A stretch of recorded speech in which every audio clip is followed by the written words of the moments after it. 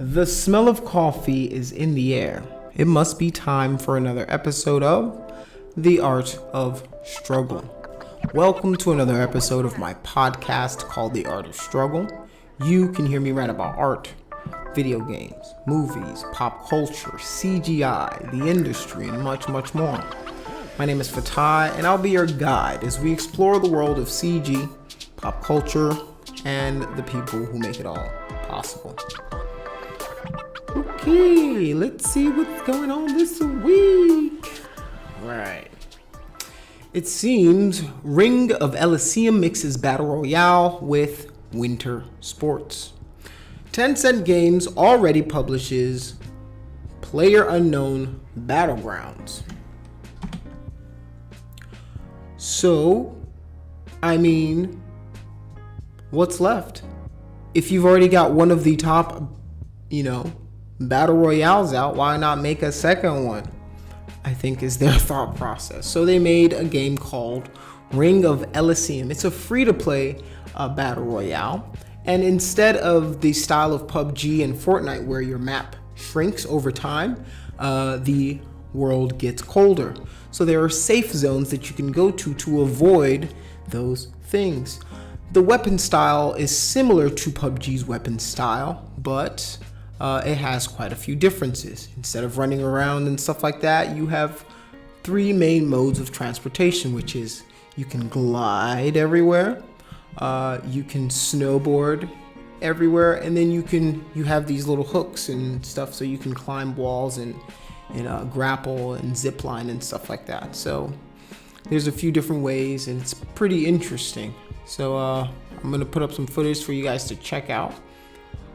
So yeah, in Ring of Elysium, like any battle royale, it's up to 100 players that spawn into the map and fight until only one remains.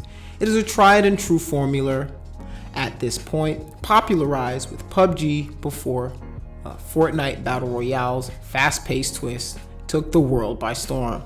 Understatement. Ring of Elysium feels like it's trying to emulate both games. The big change comes from the world's design. The entire map is in a snowy kind of playground dotted with villages and high mountains. In order to get around, players can choose from one of three traversal tools, which is, like I said before, the hand glider, the snowboard for longer stretches of land, and climbing gear that allows players to use zipline. These tools pick up the pace, giving the game a much quicker feel than PUBG.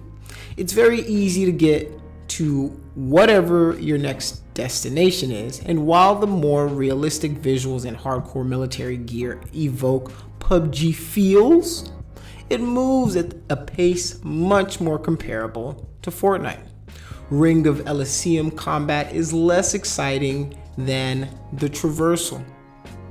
While the game has most of the same weapons as PUBG and adds appreciated features like a light cover system that allows you to peek around corners more naturally, the guns lack weight.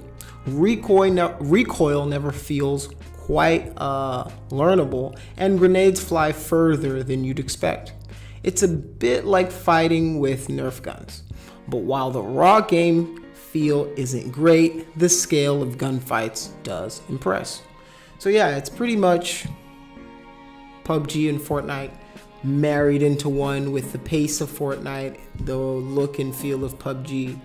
And check it out. It's free, so what's the worst that can happen? You like the free game? So yeah. On that note, let's get to quote of the day.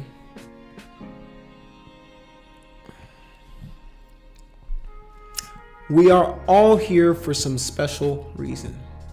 Stop being a prisoner of your past and become the architect of your future. That's deep stuff right there. An addiction to distraction is the end of your creative production. This quote speaks to me so much, so much.